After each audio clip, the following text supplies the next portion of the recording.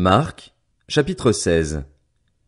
Lorsque le sabbat fut passé, Marie de Magdala, Marie la mère de Jacques et Salomé achetèrent des aromates afin d'aller embaumer Jésus. Le dimanche, elles se rendirent au tombeau de grand matin, au lever du soleil. Elles se disaient entre elles, « Qui nous roulera la pierre qui ferme l'entrée du tombeau ?»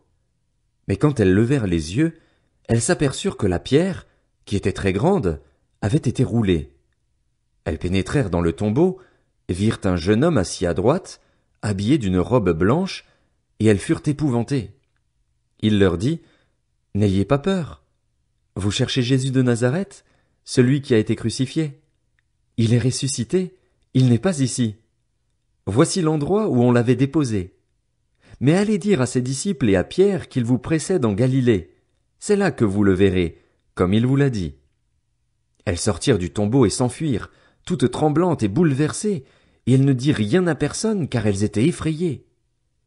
Ressuscité le dimanche matin, Jésus apparut d'abord à Marie de Magdala, dont il avait chassé 7 démons. Elle partit l'annoncer à ceux qui avaient été avec lui et qui étaient tristes et pleuraient, mais quand ils entendirent qu'il était vivant et qu'elle l'avait vu, ils ne la crurent pas. Après cela, il apparut sous une autre forme à 2 d'entre eux qui se rendaient à la campagne. Eux aussi revinrent l'annoncer aux autres, qui ne les crurent pas non plus. Enfin, il apparut aux 11 pendant qu'ils étaient à table, et il leur reprocha leur incrédulité et la dureté de leur cœur, parce qu'ils n'avaient pas cru ceux qui l'avaient vu ressusciter. Puis il leur dit, « Allez dans le monde entier proclamer la bonne nouvelle à toute la création.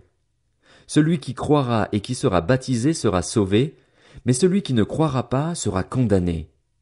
Voici les signes qui accompagneront ceux qui auront cru. En mon nom, ils pourront chasser des démons, parler de nouvelles langues, attraper des serpents, et s'ils boivent un breuvage mortel, celui-ci ne leur fera aucun mal. Ils poseront les mains sur les malades et ceux-ci seront guéris. » Après leur avoir parlé, le Seigneur fut enlevé au ciel, et il s'assit à la droite de Dieu. Quant à eux, ils s'en allèrent prêcher partout.